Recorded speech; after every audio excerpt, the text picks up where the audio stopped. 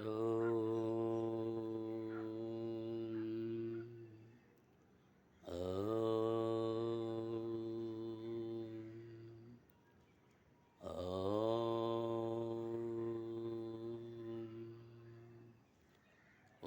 శ్రీ గురుభ్యో నమః. హరి ఓం. ఓం శుక్లాంబరధరం విష్ణుం శశివర్ణం చతుర్భుజం ప్రసన్నవదనం ధ్యాయేత్ సర్వవిఘ్నోపశాంతయే. గజానన పద్మార్గం గజానన మహర్నిశం అనేకదంతం భక్తానం ఏకదంతముపాస్మయే. ఓం వ్యాసాయ విష్ణురూపాయ వ్యాసరూపాయ విష్ణవే నమో వై బ్రహ్మణే వాసిష్ఠాయ నమో నమః. ఓం నారాయణం నమస్కృత్యం నరం చైవ నరోత్తమం దేవీ సరస్వతిం వ్యాసం తతో జయముదీరయతే. సభాభ్యాం సభాపతిభ్యశ్చ భో నమః. పార్వతీ పరమేశ్వర సభకు నమస్కారం. నేటి పురాణం గరుడ పురాణం అంతర్గతంలో ఉత్తర భాగంలో 15వ అధ్యాయం తెలుసుకోబోతున్నాం. వైనతేయ. అప్పుడు పుండరీకాక్షుని యొక్క ప్రశస్త్రి సర్వలోక నాయకుడు అన్ని అవయవములున్న ఈ శరీరం ఏ రీతిగా ఏర్పడుచున్నదో తెలియవలసిందిగా, మరి పుణ్య వశమును స్వర్గం పొందినవాడు మరల ఎలాంటి ఇంట జన్మిస్తాడో అట్టి వానికి నాకు తెలుపమని గరుడు అడగ్గా, శ్రీహరి శ్రీ మహావిష్ణు ఇలా అన్నాడు. స్త్రీ పురుషులు సమగం సమయంలో కలిగిన సంపత్కి తగినట్లుగా సంతానం కలుగుతుంది. అట్లే సహగమనం సమయంలో ధర్మకేయ ఉదత్తమనే ఆలోచన ఉంటే అలాంటి సంతానం కలుగుతుంది. సరే రోజులో కలయక పురుష సంతాన్ని, బేసి రోజులు కలయక స్త్రీ సంతాన్ని ఇస్తుంది. 14వ రోజు ఉత్తమ పురుష సంతానానికి తగినదని పెద్దల మాట. ఇలా ఉత్తమ సమయంలో ఉత్తమ చిత్త ప్రవృత్తులతో ఉత్తమ దంపతులు కలిగిన సంతానం అందరికీ మిక్కిలి ఆనందం కలిగిస్తుంది. ఇలాంటి సంతానం ఉత్తమ సమయంలో అంటే గ్రహాలు అవి మంచి స్థితిలో ఉండగా జన్మిస్తుంది. పోయిన అధ్యాయంలో చెప్పినట్లుగా యమధర్మరాజుచే గౌరవింపబడిన ఉత్తమ జీవి జన్మిస్తాడు. ఆ సమయంలో బ్రాహ్మణుకు దానాది రూపంలో అధికంగా ధనం లభిస్తుంది. ఆ జీవి బాలుడై బాలిక అవ్వచ్చు. విద్యా వినాదులు మంచివారై సాంగత్యం ఉత్తమ గుణములు కలిగి ఉంటుందని, పూర్వజన్మలు సంపాదించిన పుణ్యం వలన దైవభక్తి నుంచి ఆలోచన వగేరుగులు కలుగుతాయి. గరుడ, మానవ శరీర నిర్మాణకు విను. భూమి, జలము, అగ్ని, వాయువు, ఆకాశం ఇవి పంచభూతములు. దీని వలన ఏర్పడిన పిండం పంచభౌతిక పిండమని, భూమి వలన చర్మం, ఎముకలు, నాడులు, రోమము, మాంసము, లాలాజలం, మూత్రం, శుక్రం, మజ్జె, రక్తం ఇవి జలం వలన ఆకలి, దప్పిక, ఆలస్యం, నిద్ర, కాంతి ఇవి అగ్ని వలన అకుంచనం, దవనం, లగునం, ప్రసరం, శ్రేష్టత్వం, కదలికలు, భేదాలు వాయువు వలన ఘోష, చింత, శూన్యత్వం, మోహం, సంశయం ఇవి ఆకాశం వలన కలుగును. గుణాలు అనగా జీవిలో శరీర నిర్మాణంలో పంచభూతాలు తల 5 గుణాలతో కలిసి ఉండి పంచభౌతిక శరీరాన్ని నిలుపుతాయి. పూర్వజన్మలో కర్మ విశేషాన్ని అనుసరించి మనుష్య బుద్ధి, అహంకారం, చిత్తం ఇవి ఏర్పడతాయి. ఈ విధంగా ఏర్పడిన పంచభౌతిక శరీరంలో చెవి, చర్మం, కనులు, నాలుక, ముక్కు, జ్ఞానేంద్రియాలు, మాట, కాలు, చేతులు, పాయే ఉపస్థితులు, కర్మేంద్రియాలు ఏర్పడును. జ్ఞానేంద్రియాలు 5ంటికి, కర్మేంద్రియాలు 5ంటికి దిక్కులు మొదలైన వారు దేవతలు. ఇడ, పింగళ, సుషుమ్ని, గాంధారి, గజ, జీవ, పుష, యశస్విని, అలంబస, కువ, శంకిని ఇవి 10 నాడులు ప్రధానమైనవి. ప్రాణం, అపానం, సమానం, ఉదానం, వ్యానం అనే ప్రధాన వాయువులు. నాగ, కుర్మ, కృకర, దేవదత్త, ధనంజయములని ఉపవాయువులు 5 హృదయములో మొదలైన స్థానంలో ఉంటాయి. ధనంజయం అనే వాయువు మృతి చెందిన వాని శరీరాన్ని వదలదు. అగ్ని వాయువు, దీని వలన జీవి భుజించిన సారం శరీరం వ్యాపించుచుండును. చెవులు, కన్నులు మునిగిన 12ంటి ద్వారా మలమును వేర్పడును. ఇట్లు శరీరములో పంచభూతముల అంశములు తమ కార్యక్రమాన్ని సమన్వయం పరిచును. ఇట్టి మానవ దేహం వ్యవహారికంగా పారమార్థికం అనే 2 విధములుగా వ్యవహరించును.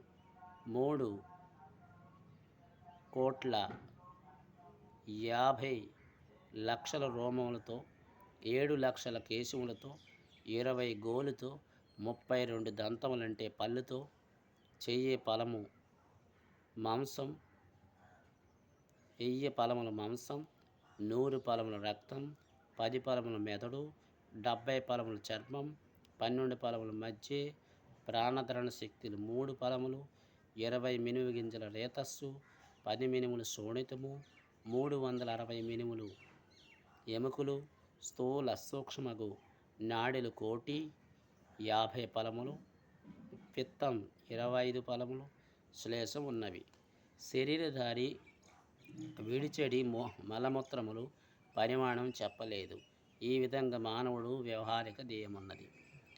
పరమార్థిక శరీరములు లోకమును, పర్వతములు, ద్వీపములు, సముద్రములు, సూర్యాది గ్రహములు గలవని, 6 చక్రములు గలవని, బ్రహ్మాండములో అన్నీ కూడా నిండి ఉన్నాయి. జీవి వినుని గమనించి యోగముచే వీరిని తెలుసుకున్నచో విరాట్ రూపమునుందనని, పాదములు మున్నిగిన వానియందు 14 లోకములు గలవని, హృదయపీఠమున మెరువు మున్నిగిన పర్వతాలు ఉన్నవని, ఎముకలు మున్నిగినందున జంబు మున్నిగినైన దీపములున్నవై, నది, నాథ, బిందు ఆది స్థానములుంది సూర్యగ్రహములు ఉన్నావని, మూలాధారం, స్వాదిష్టం, మణిపూరకం, అనాయుతం, విశుద్ధం, ఆజ్ఞ వీన్ని షడచక్రములందురని, ఇవి శరీరంలో లింగము, నాభి మున్నిగుని ఉండునని బుద్ధిమంతుడు అజాపక్రమమును వీని గుర్తించి భావింపవలనని, ఈ 6 చక్రములు పైగా సహస్రారం గలదని, వీనియందు వరుసగా గణేశుడు, బ్రహ్మ, విష్ణువు, శివుడు, జీవుడు, గురువు, పరబ్రహ్మం చింతింపవలనని, రాత్రి పగలు మొత్తం 21,600 శ్వాసలు పైకి కిందకు సంచరించునని, పైకి పోయినప్పుడు హ అని, కిందకు పోయినని సహ అని, అవి బిందువుతో కూడి హంస అగునని, ఇట్టి శ్వాస మార్గను గురువు ఉపదేశం వలన గమనించి గణపతికి 600, బ్రహ్మకు 6,000, హరికి 6,000, శివునికి 6,000, జీవునికి 1000, గురువునికి 1000, చిదాత్మక 1000 జపం నివేదించవలనని, ఇది గురుపదేశం అభ్యాసం దీని వలన సిద్ధించునని, జీవి విని నేరుగా భావన చేసి సేవించవలనని, గురువు కటాక్షం అభ్యాసం దీని వలన కుండల శక్తిని కదిలించి అమృతానందాన్ని పొందవచ్చును. ఇట్టి సాధనకు గురువు కటాక్షం మనోనిశ్చయార్థం మున్నిగును అవసరమని. ఈ విధంగా మనసుతో వీరిని యోగ సాధన గుర్తించి అర్చించి భౌతికంగా ఆయా దేవతలను భక్తి శ్రద్ధలతో సర్వోపచారాలతో అర్చించవలనని, దేహభేదములు లేని భక్తి నిశ్చలమైన శ్రద్ధయుక్తమైన మ్లుక్తి లభించునని, గరుడ నేర్పరి బుద్ధిశాలి జీవి ఈ విధంగా నన్ను తనలో వెలవర్చి గుర్తిస్తూ భక్తి శ్రద్ధలతో అంతఃశరీరంలో అర్చించి శాశ్వత ముక్తిని పొందుదురు అని వివరించిన శ్రీహరి శ్రద్ధ ఆసక్తులు గల గరుడు నిట్లా అనును. నీకు మరింతంగా స్పష్టమగుటై మరలా చెప్పుదును వినుము. ఏ స్త్రీ అయినా బాయిష్టమైన అరోధ నుంచి 18వ దినం వరకు సరిసంఖ్య గల రోజులో అనగా 6, 8, 10 ఈ ప్రకారంగా భర్తతో సంగమిస్తే పుత్రుడు బేసి సంఖ్య గల దినాల్లో 7, 9, 11 రీతిగా భర్తతో కూడినిచో పుత్రిగా జన్మించడం జరుగుతుంది. 4 లేక 5 రోజుల పాటు బహిష్టమైన స్త్రీని బ్రహ్మహత్య పాతకం పీడిస్తుందని, ఆ దినాల్లో ఆమెతో కలవరాదని సరికాదు. ఇంట్లోకి ప్రవేశి అర్ఘ్యత కల్పించరాదు. రజోదర్శనం జరిగిన 4వ రోజున అనంతరం 5వ రోజున కారం తినరాదని, మధుర పదార్థాలు భుజించాలి. భర్త భార్యలు పరస్పరం అనురాగ ప్రేరితులై సకామాన్ని ఆచరించి సంయోగం చెంది పుత్రుని కనాలి.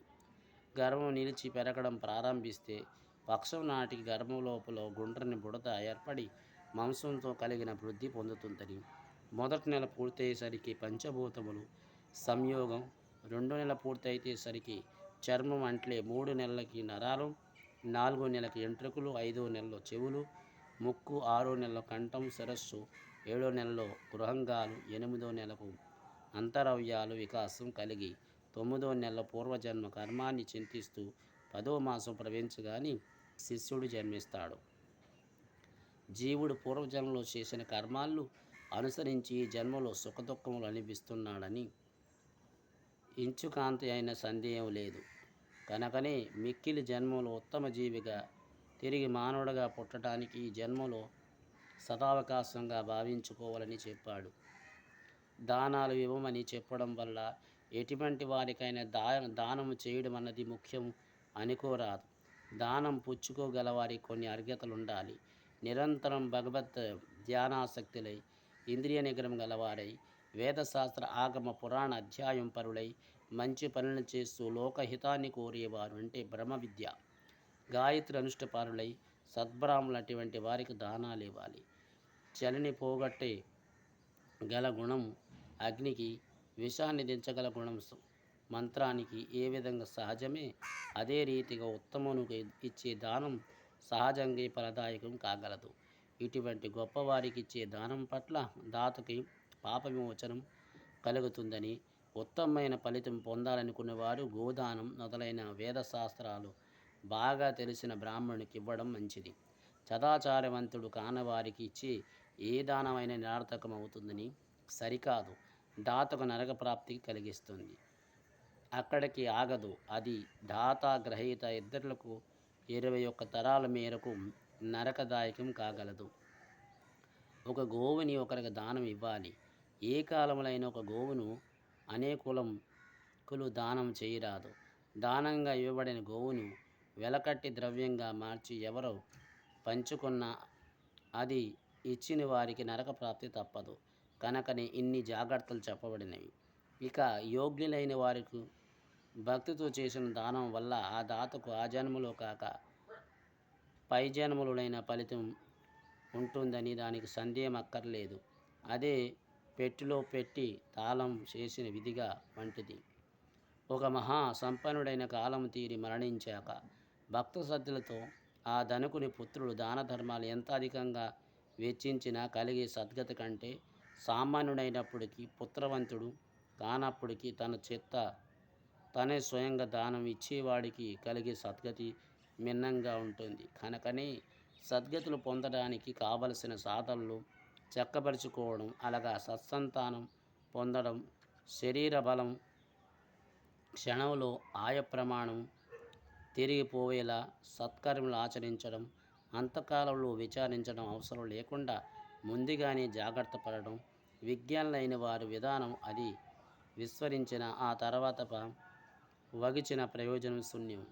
ఇల్లు కాలుతుంటే దాన్ని ఆర్పడానికి అప్పుడు బావి తవ్వడం ప్రారంభించేవారు చందనం గలదని అని వివరించడం. వాసుదేవుడు పుణ్యస్థానాలలో భృస్వార్జన ఇంకా అధిక ఫలాన్ని ఇస్తుందని, స్థలమయం చేత ఈ దానములు ఎటువంటి లోపాలు ఉన్నప్పటికీ అవి సమసిపోతాయి, సమయానికి అవి అందుతాయి. ఇక పుత్రులున్న అని గర్వం చేత తన చేత ఎవరికి ఏ దానాలు చేయనటి వాడికి సద్గతి దారి చేరవు. అన్నిటికంటే ముఖ్యమైనది దానం వీరివిగా చెయ్యాలి. లోభత్వం పనికిరాదు. అవకాశం లేనప్పుడు ఉన్నంతలోని చెయ్యాలి. దానాలకు ఉత్తమ సమయంలో కార్తీక మాసంలో పౌర్ణమి రోజు కానీ, ఉత్తరాయణంలో శుక్లపక్షం లేదా కృష్ణపక్షంలో కానీ, ద్వాదశి రోజు కానీ, ఏదైనా పుణ్య తిథులందు కానీ, మంచి నక్షత్రంతో కూడుకున్న సమయం కానీ సత్కర్మలో తలమానుకనట్లుగా దానం చెయ్యాలి. ధనమర్జించి కూడా పెట్టడం వలన సంపన్నుడు అని లోకంలో వివరించబడవచ్చు. కానీ పైలోకంలో ఈ లౌకికమైన సంపాదనకి ఏమాత్రం విలువ ఉండదు. అతని చేత సంపాదించబడిన ధనం సక్రమ మార్గం, వక్రమ మార్గమా అన్నది మొదటి పరిగణలో వస్తుంది. ఆ పైన అందులో దాన ధర్మాలకు ఏ రీతిగా వెచ్చింపబడినది అనేది పరిశీలింపబడుతుంది. కనుకనే వృణాయదన్మే నామానాం తవ్యాంచి ద్రగోవంశాం పశ్యతి వంధం ఓ వే వర్తంతి రతేవా చక్రహన్యాయ సమన్వితం తిష్టంతురయ. ధనవంతుడు తప్పకుండా పేదలకు ఇవ్వాలి. దూరదృష్టితో మార్గాలను యోచించి ధనాన్ని పెంపొందించి ప్రయత్నించాలి. ఎందుకంటే రథచక్రాలు తిరిగినట్లు సంపద ఒకరి నుండి ఇంకొకరికి మారుతూ పోతుంది. అందువలనే తన ఆర్జించిన ధనం కానీ ద్రవ్యం కానీ తన సొంతం అనుకోవడం భ్రమ. అటువంటి మూడిని చూసి దేవతలు పరిహసిస్తారు. సత్పురుషునికి సత్ పుత్రునికి ద్రవ్యదానం భూదానం చేస్తే ఈ దేవి కూడా సంతోషిస్తుంది. అట్టి దాత ఇహపరాల్లో రెండింటిలో మేలు పొందగలడు. భార్య పుత్రులచే మమకారాన్ని తికరణ శుద్ధిగా విడిచిపెట్టి సంసార జుంతి మాటల దూరం జరిగి సదా నన్ను స్మరిస్తూ తీర్థయాత్ర ఆసక్తుడై ఉండేవారికి దివ్య జ్ఞానం ఆత్మానందం తథ్యం. ఇందులో సంశయం తావులేదు.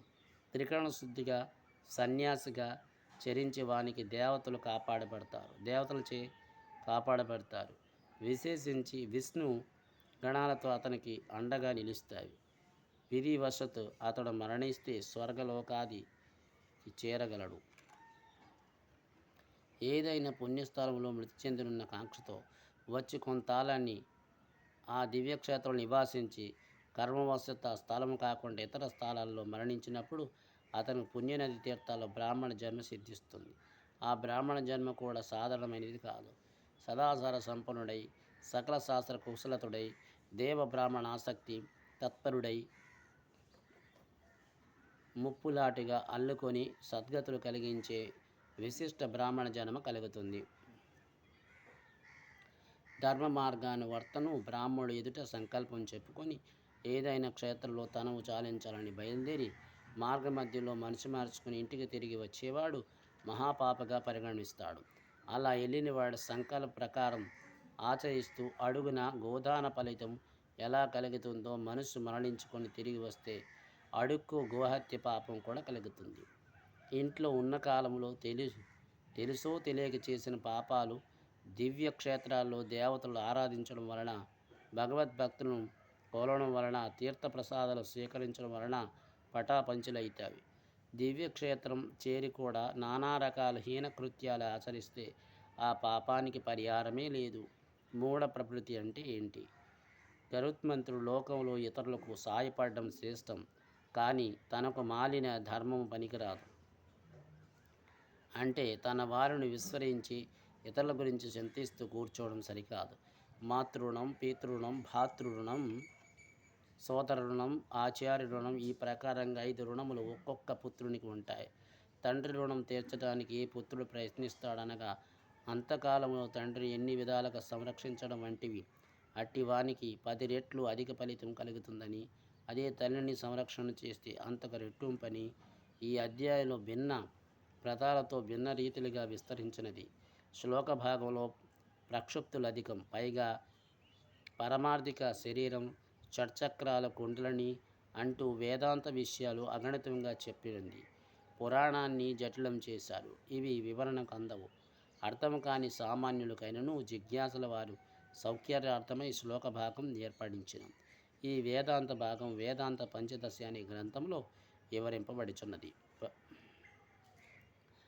పునరాకృతి కర్మఫలం.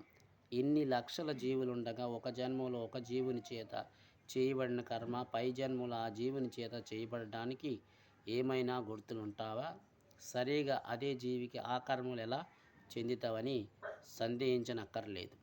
ఒక స్థలంలో ఎన్ని పశువులు ముందుగా సంచరిస్తుండగా దూడ తనను కన్న ఆవు దగ్గరికి ఏ రీతిగా చేరుకోగలదో ఈ పూర్వజన్మలో కర్మలు కూడా అంతే. అవి తమ ఎవరి చేత చేయబడినో వారికి చేరుకుంటాయి. కనుకనే దాన ప్రశస్తాన్ని గురించి మరీ వివరించడం. భూదానం కంటే ఉత్తమైన దానం, సత్యవాకం కంటే ఉత్తమైన పుణ్యం, అసత్యం పలకడం కంటే అధికమైన పాపం ఇంకొకటి లేదు.